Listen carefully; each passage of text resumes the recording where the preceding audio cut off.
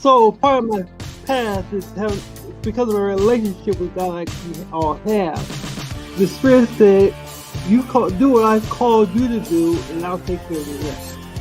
When you get into that space of realizing who you really are at a core, which is energy, then you can raise your vibrational frequency, your energy level, up to a level where you can connect and make that divine connection.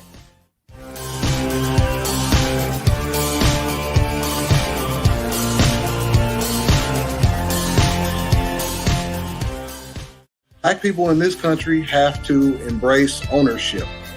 We don't own anything. Therefore, all the dollars we get go out to somebody else who owns things. Look for a miracle in America's mess and make a testimony out of your test.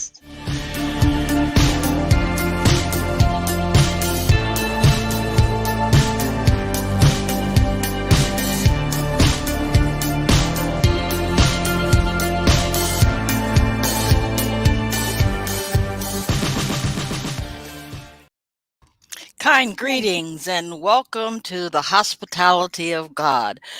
On Thursdays, we meet as a threesome tonight to talk about, I guess it would be the wrap up.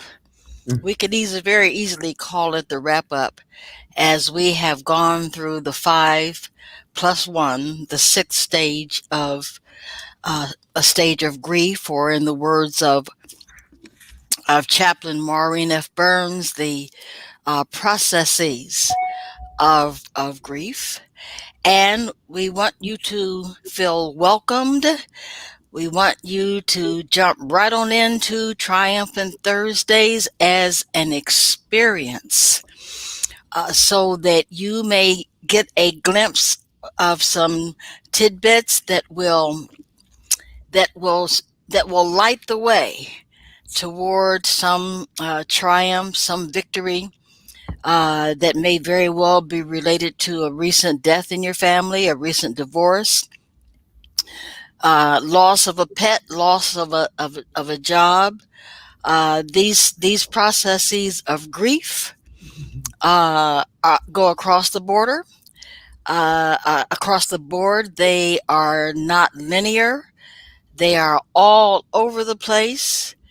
And yet, even with the 300,000 or the 500,000 plus folks that have gone on from COVID, we can find meaning in that also.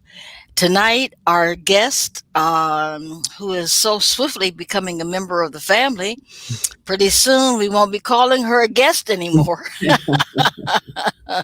Or as my mom, God rest her soul, used to say, guess what? Okay. So she will be our primary leader tonight. And if you have any questions, if you have any comments, we invite you to put them in the chat. And we also invite you to call your friends, your colleagues, and others who may be grieving so that they may also benefit from this conversation tonight, where we will be going over the 5 stages of grief and some applications, and culminating that with the 6th stage of grief, which is finding meaning. Dr. Jamie, it's all yours. So, well, thank you for having me back again. I do feel like I'm part of the family.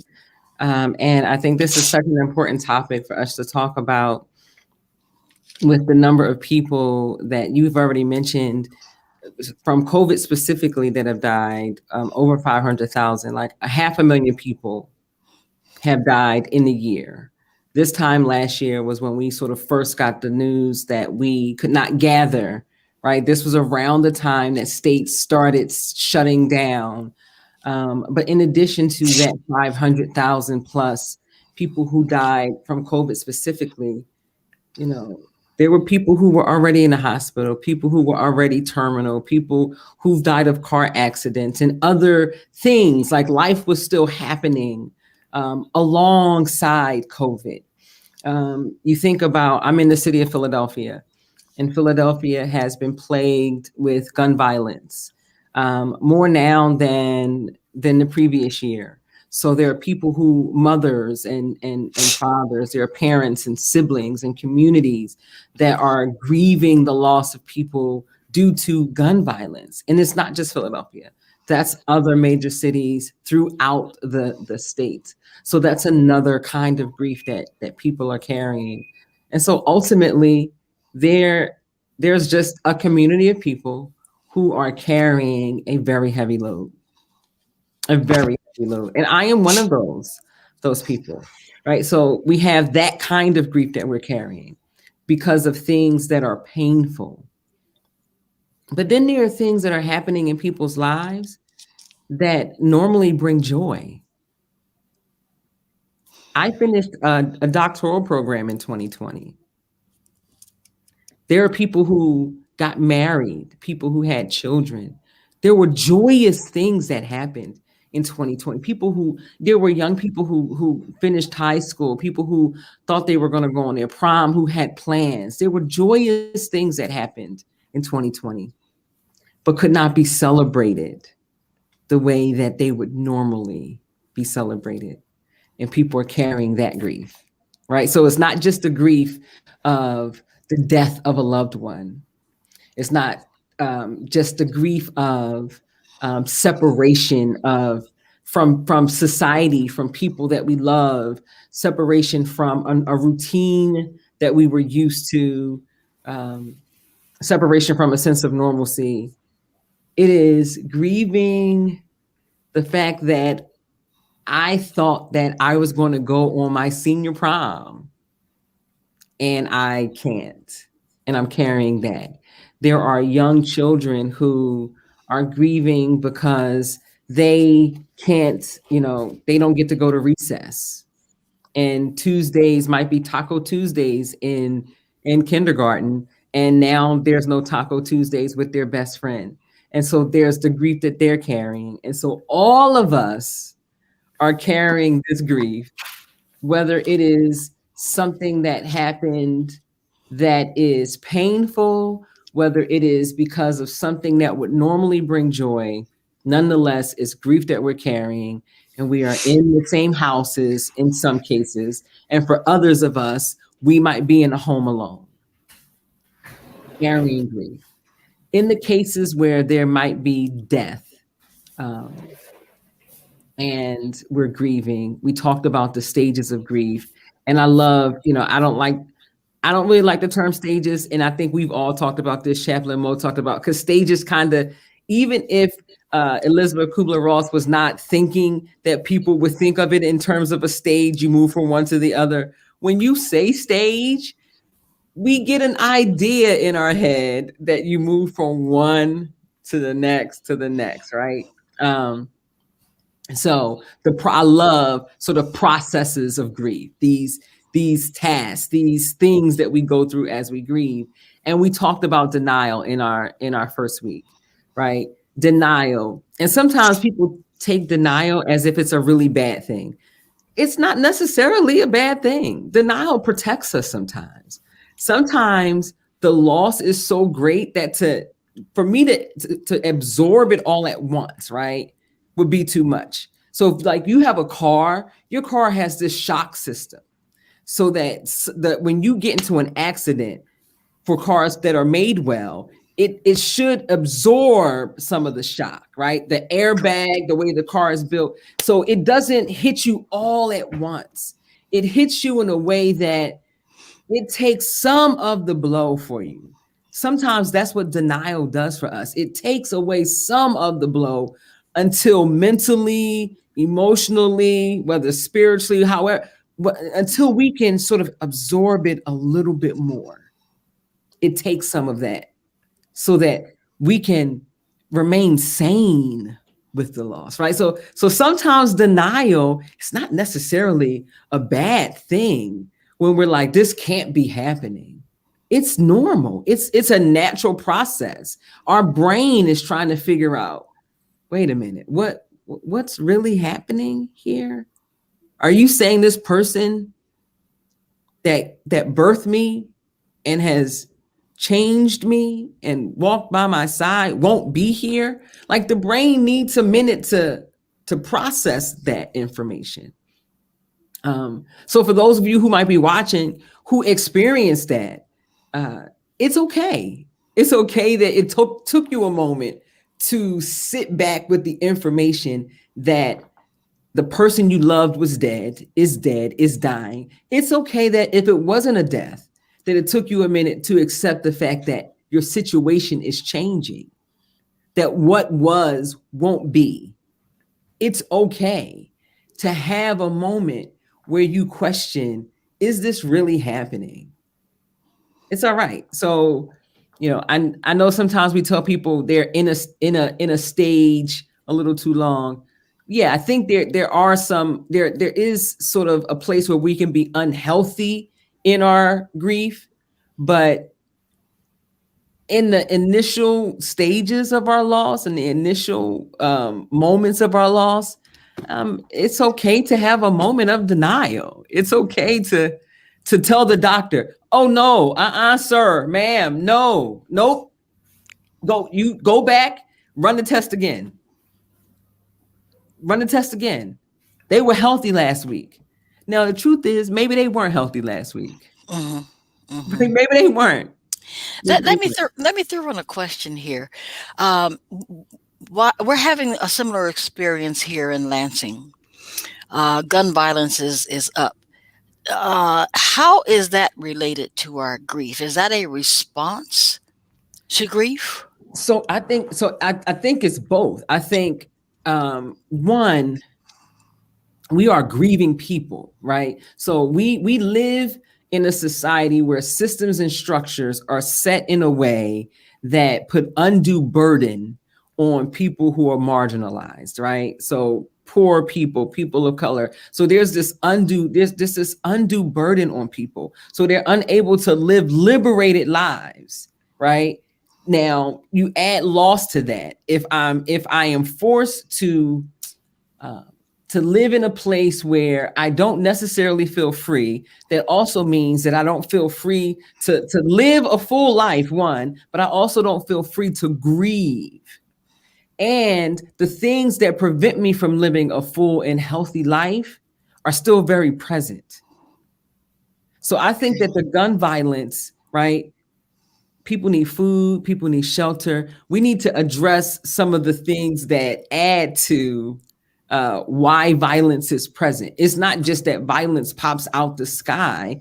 There are some other systematic things that are present that lead to violence. But the cycle of grief and violence, I think they're all wrapped into one another. I do. I do believe the trauma, the grief, the loss, the trauma, the grief, the loss. I think it's all wrapped in together. So, Chaplain Maureen, if I may ask you a question, do you feel re-traumatized from your experience yesterday, or are you okay? The actual doctor's appointment, for those of you who don't know what she's talking about, I was gang raped 40 years ago, and I had to go and prove yesterday that I had a hysterectomy as a result of the damage that happened. And the doctor was actually very nice, and he had a woman in the room with him, but they made me see a male doctor. They didn't give me a female. And they measured my scar to prove that I had a hysterectomy. They actually took out a tape measure and measured my scar and took a look at things down there. And the whole appointment only took 30, 45 minutes, but I had to fly from Maui over to Oahu, fly all the way back, go through COVID testing. And it was just an experience. It took all day. I left at 7:30 in the morning and got home at 6 at night. So, what grief could you be, Dr. J? What grief could be associated with her experience that would have re-traumatized me? Well, I can tell you a couple things. Anger came up, for sure. Anger came up because why am I being poked and prodded 30 years later, but the men who did it walked? They never even got questioned. They just got to go on with their lives. And yet 30 years later, I'm still having to prove that it happened. That's absurd. So anger came up for me, and that's one of the stages of grief. I think that is the second stage. Yes. Dr. Jamie? Yeah, I mean, so two things. One, grief can still be present in Chaplain Maureen's life, but even for people who are watching, even her sharing her story could bring up grief in others, right? That could trigger other people as well. Even so, the connection of hearing her story could awaken grief in others who might have similar stories. So absolutely, she knows better what was awakened in her, and she just shared anger. I don't know that grief ever fully. I don't think grief is ever fully gone, right? Because the loss is always present. It may be present at a different level, but the loss, what she lost that day, period. There's no getting back that. Mm-hmm. Now we talk about joy being restored, and we know that you can restore hope. We understand that. Mm-hmm. But the loss, that something can happen 20 years from now that could touch you in a way that awakens a memory that brings back a little bit of anger or sadness. Well, just the fact that I lost my ability to reproduce. And so I never got to have the experience of children in my life. They took that from me. Right. Absolutely. And so it brings that up for me. Each time I have to see a doctor, it puts that right back in my face that, right. And not I just never got that experience.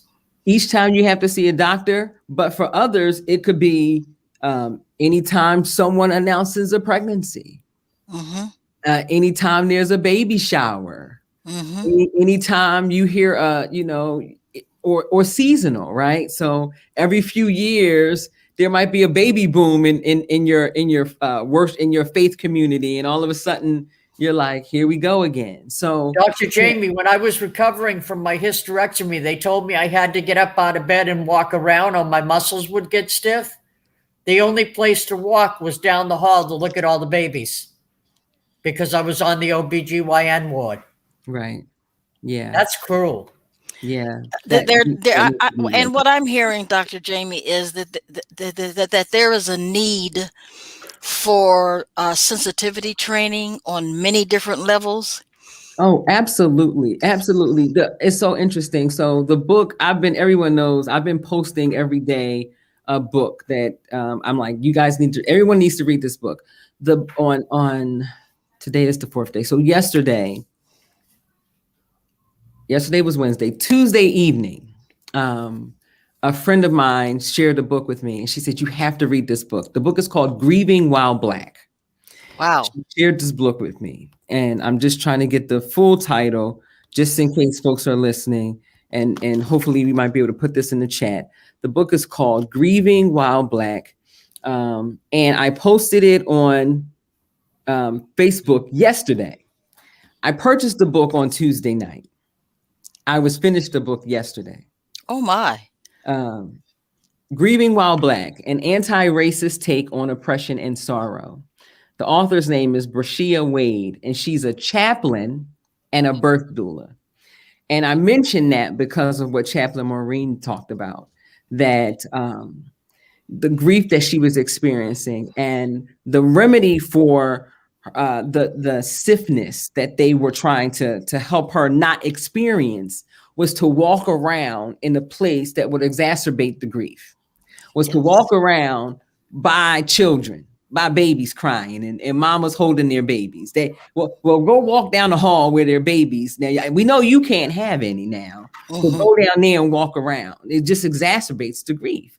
And this particular chaplain who wrote the book talks about that a little bit in her book, about sensitivity, and it's more than cultural sensitivity. It's sensitivity and empathy and compassion, period, that sometimes we lack in the medical, in the healthcare system, that someone would not think, I wonder how it feels to send someone into a space where there are babies after they've had a procedure that would prevent them from having any, that we're that disconnected sometimes from our humanity. Yes. So just that sometimes our actions and our inaction and our lack of empathy continues to add to the grief that those around us are experiencing.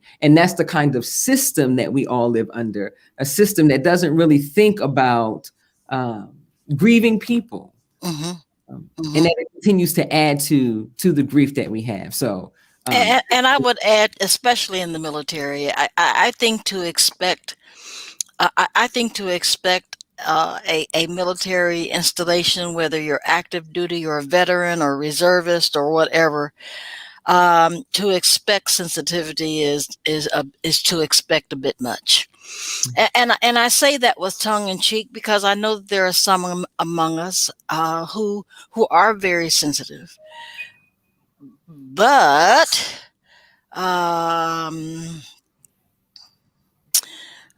sometimes I feel like we are few and far between. And a lot of that is, we're taught from the time we raise our hands, man up, woman up. You come into a war machine, and your duty is to protect your country, and to hell with your feelings. We're not concerned about how you feel. You got a mission. Expect you to be an automaton. You've got a mission. Right. And I think when we think about grief, that's probably one of the challenges even beyond military. We've not socialized our families, our communities to deal with emotions, to deal with, we're human. We have emotions, and we have not been socialized in a way to deal with those emotions. Anger is looked at a certain way. Sadness is perceived as weakness. Tears are not allowed. Even joy and happiness to a certain extent needs to be shut down, because why are you so happy? Like even people who smile a lot are sort of questioned. Like, why would you smile so much? Why are you always smiling? Yes. That's the problem. So when you think about grief, you often run into that we don't know how to deal with our emotions. So when you have the denial, when you go into the anger, as Chaplain Maureen just talked about, because we've never really dealt with what it means to feel, when we have when we're dealing with grief, when we have those emotions, we don't know what to do with them because we've not been socialized as humans. We've not been socialized like it's okay to feel. This is a natural emotion. Yes, I know you're angry. Let's talk about what anger is and how it feels in your body. And it's okay to feel that way. We've not taught our children nor ourselves that. So when we're grieving, we feel like we are doing something wrong. When we have that moment of denial, when we have that anger, we feel like we're doing something wrong. When we're doing that bargaining, well, Lord, if you let them stay here with me just a little while longer, we treat people like that's wrong. It's a bad thing, but it's not. It's part of our moving on process. It's part of our getting through process. It's what the brain, it's what the mind does to help us move from this space of connection to the other side of connection. And Dr. Jamie, I think a good thing to bring up right here is how sometimes the body can control the mind. Like there are things we can do like deep breathing and just holding ourselves and rocking and other things where when your mind is just overwhelmed with the grief, there are some things we can do physically that can help the mind somewhat. Yes, but not to we have to be, yes, as long as we don't let that become a scapegoat for not addressing our feelings. That's right. Right? Because we can deep breathe ourselves out of dealing with what's happening with the anger. Right? The anger is telling us something. And so we might need to address and see what's happening with this anger. What is it? The deep breathing can help us, but not as a way to ignore, as a way to get into. Yes, absolutely. Now, David Kessler talks about the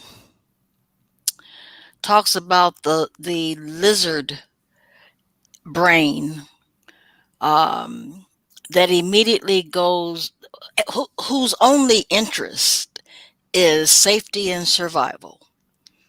That's it. And so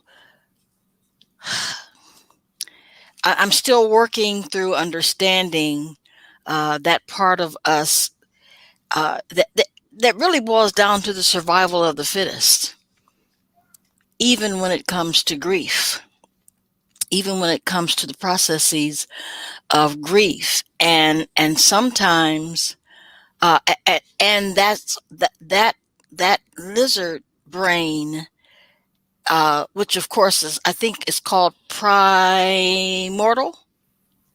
Is that the correct word? Primate? I believe so, but I'm keep going. We'll catch up. Okay. Is designed for is almost always ready to either fight, flight, or freeze. And so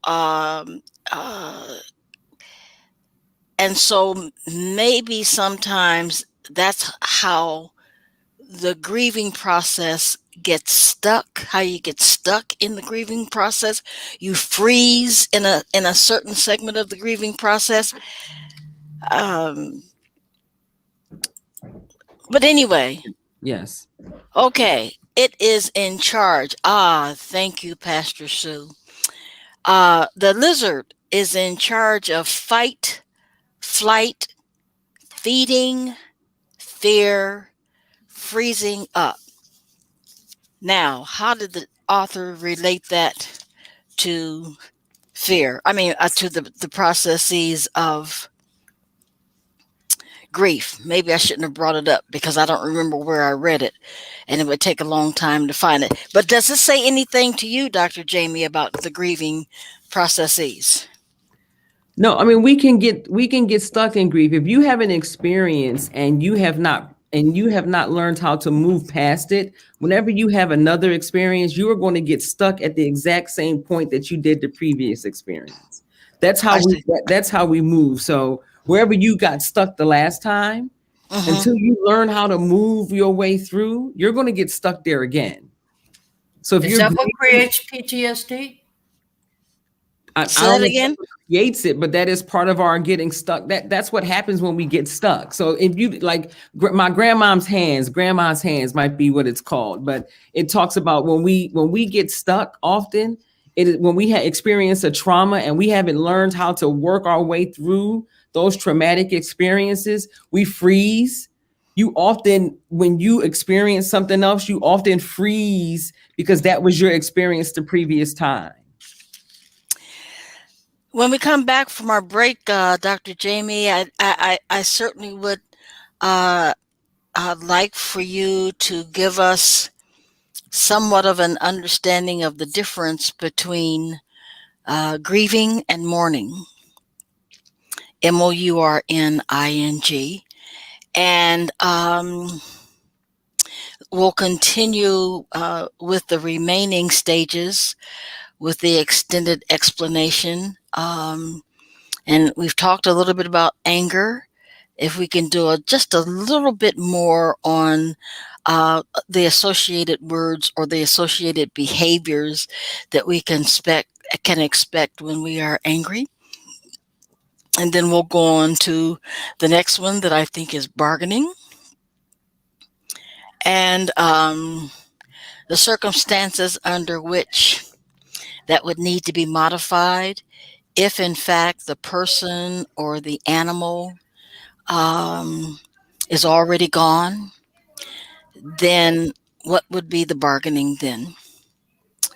So, how does that sound? Sounds good to me. Okay, Pastor Sue, carry it away, baby. All right. So, gosh, this it seems like every time we come together, that half an hour goes faster and faster. Well, I think that the conversation is just so rich. It just makes the time go by quickly. So we're certainly grateful for Dr. Jamie Eaddy and all that she brings to this broadcast on Thursdays. Speaking of which, we want to invite you to register for her webinar, her free webinar coming up on March 19th, 2021. I will always love you remembering. And she invites you to join her and the other participants as they remember their loved ones, and she's going to lead everyone in rituals of remembering through naming and the sharing of memories. And so again, this webinar is free. You can head over to tinyurl.com/remember loved ones. I will put that link inside of the chat as well for you guys to be able to click on it.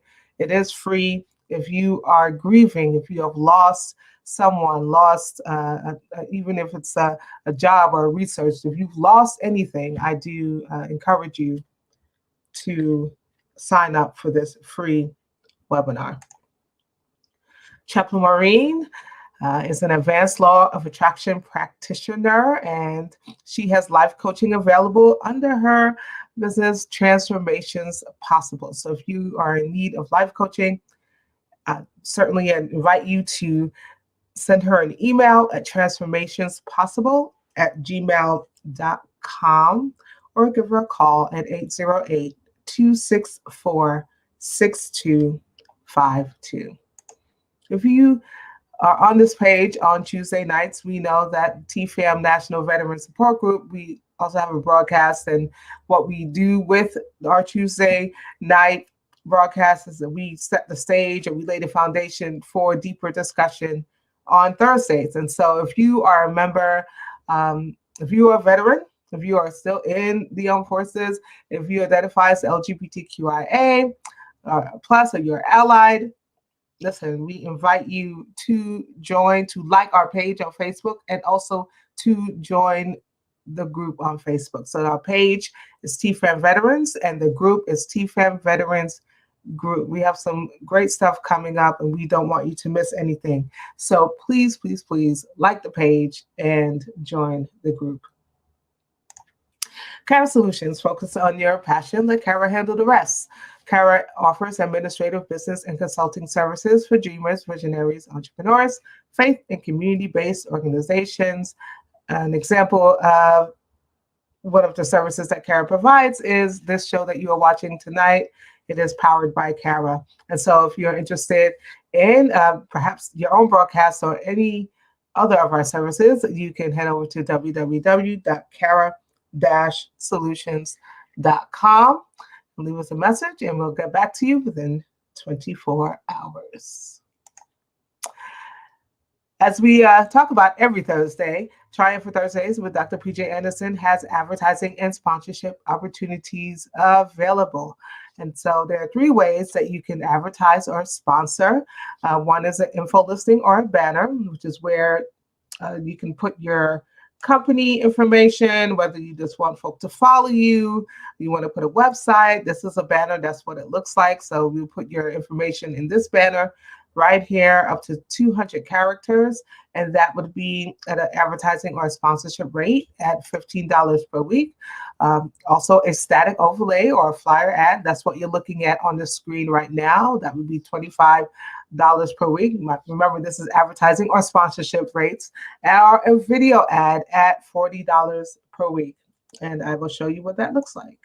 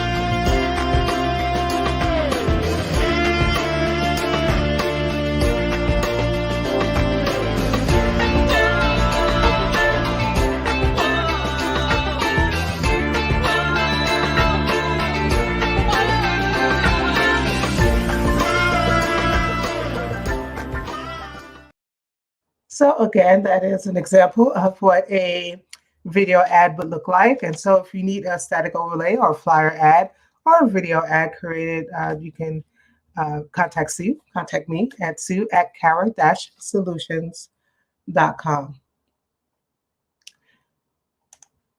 We want to invite you to give, and if time allows, we will put this back up again later, but we do want to invite you to sow a seed into this ministry. You can do so in 2 ways: by Cash App at $Space for Grace MI, or by check, Space for Grace Without Walls, UCC, PO Box 23173, Lansing, Michigan 48909. We are here each and every Thursday, and we believe that this programming is it's a blessing to those who watch, and so we do invite you to sow a seed into this great ministry.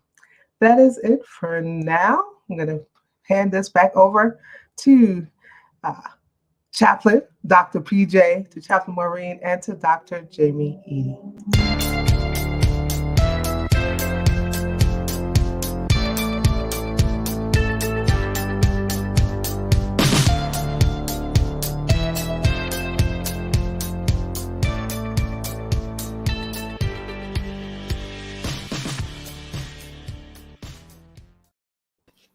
Thank you, Pastor Sue. I would like to continue the shout outs. Pastor Sue is our National Fellowship of Affirming Ministry, short for TFAM, National Youth Minister, and also a member and on the Shepherd's Board of her pastor, the Reverend Dr. Bishop-elect Vanessa M. Brown, founding pastor of Rivers of Living Water. We both are under, or I should say, Chaplain Maureen and Pastor Sue and I consider our bishop to be the Reverend Dr. Bishop Yvette A. Flunder, an incredible, incredible woman of God. We were online with her on Wednesday night, and in spite of the fact that her brother um, died recently, Deacon Leonard Wayne Connor, she looks renewed and revived and fresh. I haven't seen that kind of laughter or heard that kind of laughter from Bishop Flunder in a long time. Speaking of which, she would often tell us early on that the story of her crossing the Golden Gate Bridge and just losing control emotionally at one point, thinking that God had something against her because her mother had died and her companion had contracted breast cancer, and I think that their puppy had died, and just all kinds of stuff. I don't know if that point, if Bishop Walter Hawkins had died or not, but just death, personal death all around her, and she took it personal.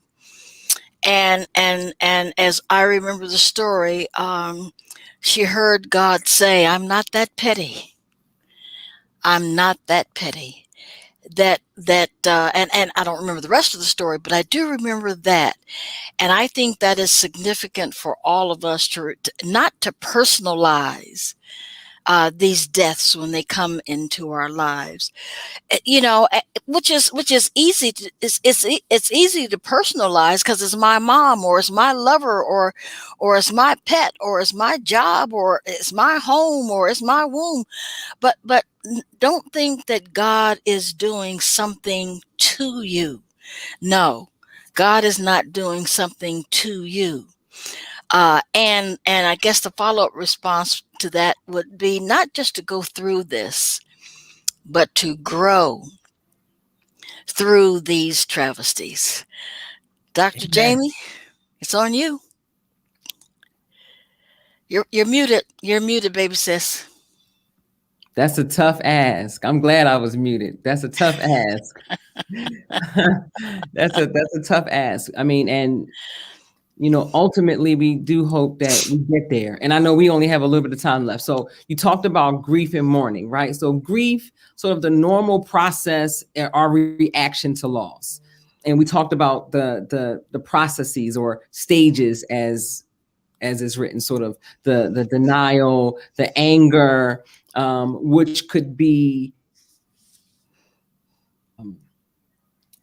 lashing out, directed toward family, directed toward yourself, directed toward the dying person, directed toward whatever it is that you are losing, right? So it doesn't have to be that someone's dying. If you're losing your job, you could be angry at your boss. You could be anger. It could, it could come out in the form of rage. And so anger, bargaining, just sort of a negotiation, if you will. Can I get a little more time? If it's not death, but maybe a job or a relationship that is ending.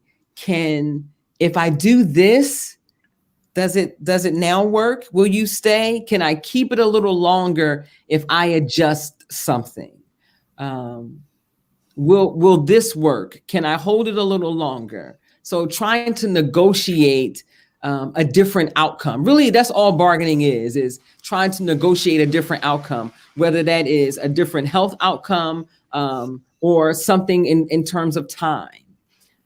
Something that protects your heart, though, ultimately. I don't want to bear this hurt. So what can I do to protect myself from the pain? So that's what we do when we're trying to bargain. But let's go to, because you said grief and mourning. Mourning is sort of the process that we adapt to our losses. And mourning is influenced by our culture, by our faith, those rituals that we practice. So Funerals is part of our mourning process. Those are memorial services. That's how communities mourn. You know, sometimes you'll read about certain communities that have mourners, as you know, those Mourner bench. waiting, like the mourners, but they have people who mourn. They have people who come out and they weep for the dead. That is a mourning practice. That is a ritual that they or that particular community holds as sacred when someone dies. So again, when we think about the stages of grief, we talked about the denial as being this sort of protective coding. It's the first reaction to something that's overwhelming. Hey, hold up, this news is a little bit too much. I don't. It's shock. It's disbelief. This can't be happening. And it allows me to slowly take in the news. It absorbs the shock. It's that bumper on my car that doesn't let me get the full, it doesn't let me absorb the accident fully. I get a little bit of it until I'm ready and I can get the rest of it. Anger provides me the protection because now I can block. I can kind of push away. That's what anger does too. Anger protects us as well. I can push away. I can keep you away from me. I can because when we're angry with people, that's indeed what we are doing, right? When you're angry and you are, whether you call it lashing out or ignoring, you are fighting when you're angry. You push, you're exerting control over your situation. And when someone is dying or when there is a impending loss, you want to have control over the situation. When you're bargaining, you're trying to negotiate. How can I change these circumstances a little bit? Depression or sadness, which we all go through. And we already said that there's a portion of the world that will have sort of clinical depression, that may need to see their doctor, may need to have medication. And yes, people, that is okay. Don't be ashamed if you need to have medication. Get prescription and have prayer. See Jesus and your therapist, okay? Whomever your faith person is, see that, pray to that person and get your therapist. Yes. But depression or sadness is a weighty loss. It's a weighty sadness as a result of the loss. And you can move your way through it and it lessens over time. And that time varies. And I think we talked about the stories where, you might have a heavy loss today and it lessens over time. But I think I mentioned that my cousin died when I was 13 and her husband died when I was 42, 3. I don't know, but 42 or 3. And 30 years later. And the emotion that overwhelmed me, and not for his death, remembering her. Yes. Overwhelmed me. The sadness overwhelmed me. That's okay too. It's okay if that sadness that you experienced as a result of a loss last month, last year, 40 years ago, if it creeps upon you again. That's okay, because the grief never ever fully leaves. There's a thread of the grief that's still there. You learn how to live with the grief, not absent the grief. The loss is always with you. Yes. And then we talk about acceptance. Acceptance is not necessarily, I'm glad this happened, although there are some losses. Yes.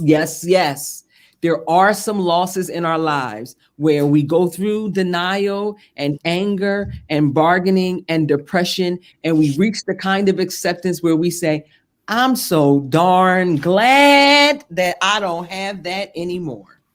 I'm glad it's gone. Right? There are some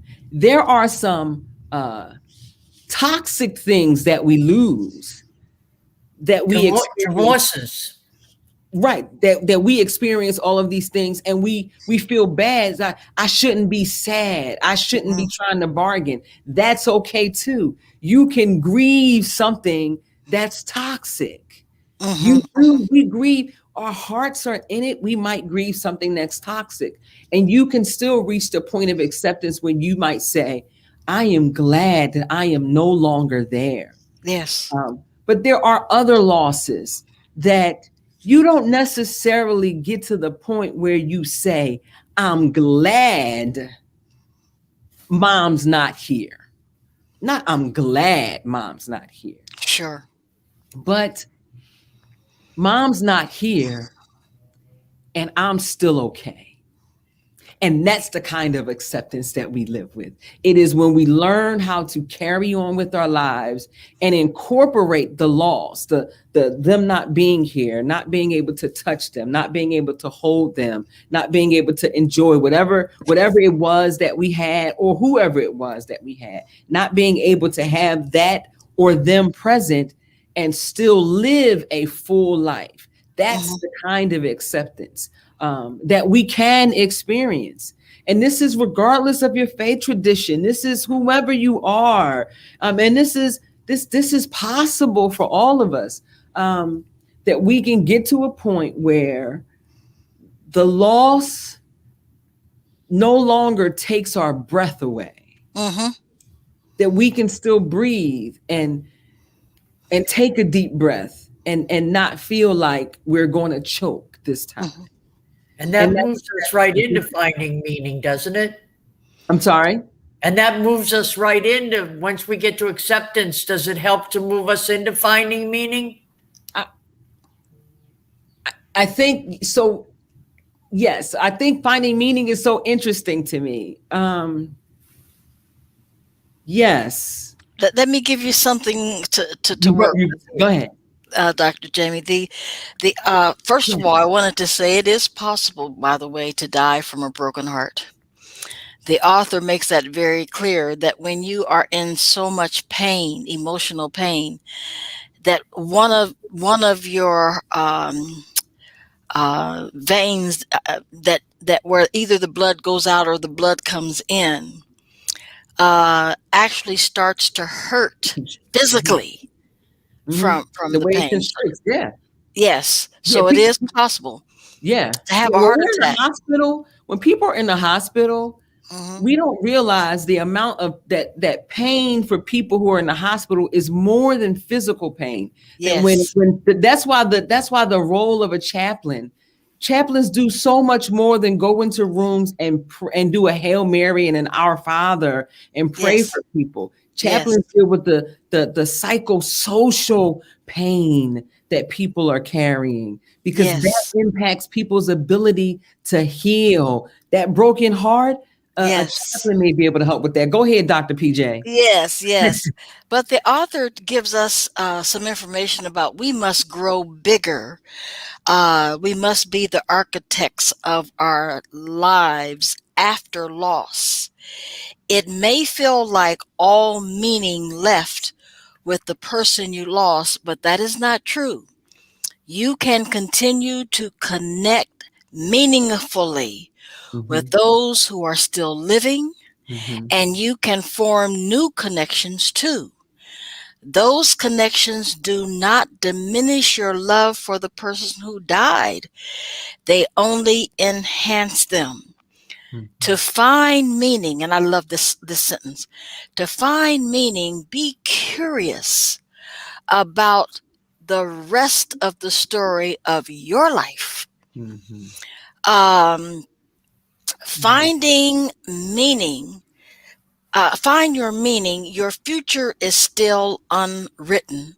Your loved one, you have experienced great loss, but life continues. Explore it. Be curious about it. You will never be the same, nor would you want to be. You can be whole again, however, and you deserve to be. One last sentence. Unseen connections that bind soul to soul. And I believe those connections will survive death and unite us in this realm and the next, whatever and wherever that is. And in a nutshell, that's Yeah. finding meaning. Finding Yeah. meaning in that person's life. Celebrate, as something that you said in one of our sessions, Dr. Jamie, when we ask, what about a child who dies? The point is to celebrate those few moments of that child's life. Find meaning in those few moments of that child's life. Um, so though that's what I wanted to give you to kind of Mhm.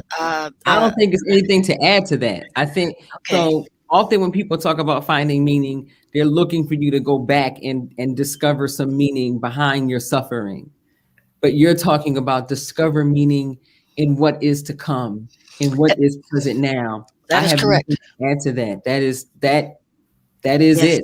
Yes. I absolutely love that. So Uh, yes, and we are all of us in America, are experiencing grief of losing our normal way of life. yeah, That is a type of grieving. yeah, And I yeah. think he closes this paragraph in the afterword. What does finding meaning look like in a pandemic? Mm, How can there be meaning in a virus that sickens and kills those we love? There is no meaning in the virus or the mm, pandemic. My. Meaning comes from what we do in response to the 500,000 plus, or mhm, personal death, mhm, or loss of the job, mhm. or loss of the pet. It's possible to grow through these tragedies rather than just go through them. We must look for meaningful moments, like nurses holding up phones so loved ones can say goodbye, or family members waving through nursing home windows. Find the light is the last thing that I would say. Find the light Yeah, that exists in the darkness. yeah. Dr. That's it. Jamie, you are phenomenal. That's it. Chaplain Thank you. Maureen, you are wonderful. Pastor Sue, you're just over the moon, baby. And I am so happy that we have had these discussions. We are going to send them, I'm going to put a call into PBS. All they can say is yes, no, maybe, let's talk about it. But I think that it's important that we get these conversations conversations out to veterans and non-veterans, because all of us are grieving about something, about someone, about some circumstance. And I'm not going to diminish that uh, because of one of the questions that was asked in the book is, well, what kind of grief is the worst kind Mm, of grief? mm, And before I read this, my answer was the loss of a child. mm. But the author's answer is your Your grief. grief. Yep. Always. Always. So I think that we have answered a lot of questions in our deliberations, in our dialogue, in our conversations. I know I feel better. How about you, Chaplain Maureen? Oh, yes. Closing Yeah. remarks, Chaplain? Just want to again express that 500,000, 500,000 people lost is extreme. And we have to recognize that it's more than World War One, World War Two, and Vietnam combined. And we have to accept that and acknowledge that. And we will find meaning as we move on into 2021 and the public scene changing in politics right now. I feel very hopeful for the future. Very hopeful. And let's not forget our 22 percent of Marines.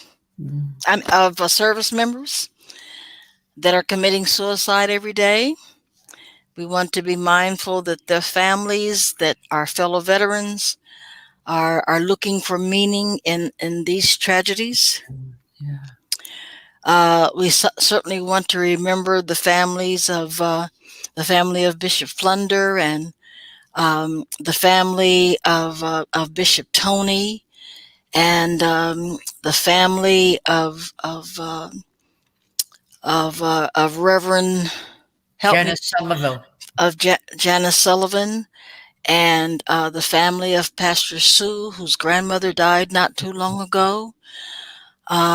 We are all in this together. We want to again to remind you to register for Dr. Jamie's free webinar. There it is right there. Coming up the 19th of March. Write it down. Write it down. https://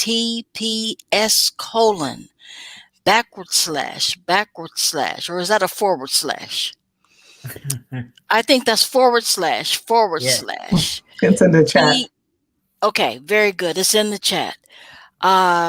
Yes, by all means, please go to that, and also go to our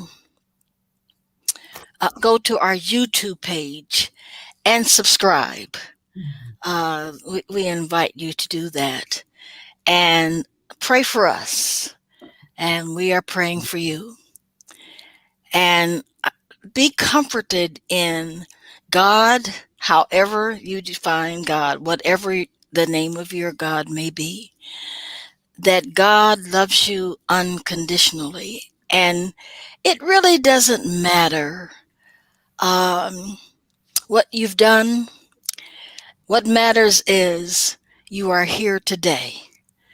And today, God loves you unconditionally.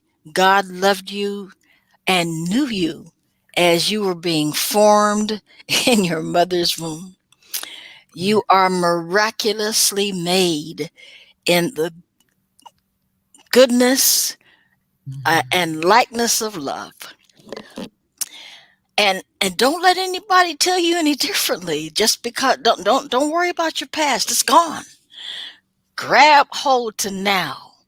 It's about now, being present now, and showing gratitude. Gratitude for your life, gratitude for your family's life, gratitude for everybody's life. We will see you as the Lord wills on Tuesday. If Pastor Sue can put that flyer up again, we would love for you to join us along with Chaplain Maureen, and we're going to have a nurse with us on our Tuesday conversation, and we're going to be talking about a lot of things. We haven't absolutely decided because we found out tonight that sexual assault month is in April, so we'll be rearranging our conversations for March. Dr. Jamie will be back with us the 18th of March. And so we want you to be there. Be there, as the kids used to say years ago, be there or be square. You can be square and be there if you like. Oh my God. Final remarks, Dr. Jamie. Know that you are loved. And if you, it's okay to admit that you're not okay. And if you're not okay, find somebody to talk to, wherever that person is. That's really it. And please make certain that person will affirm you. Mm-hmm. If that person starts shaming you, if that person starts to make you feel guilty, you're talking to, find somebody else to talk to, somebody that will lift you, not somebody who judges you, somebody that will give you a high five, somebody who will embrace you, all of you, not just part of you, but like God loves the whole of you. Find someone like that. All three of us are available. You saw Chaplain Maureen's ad. You've seen Dr. Jamie's ad. You've seen my ad. All of us are approachable. And if necessary, we would love to hear from you. Until next time, good night.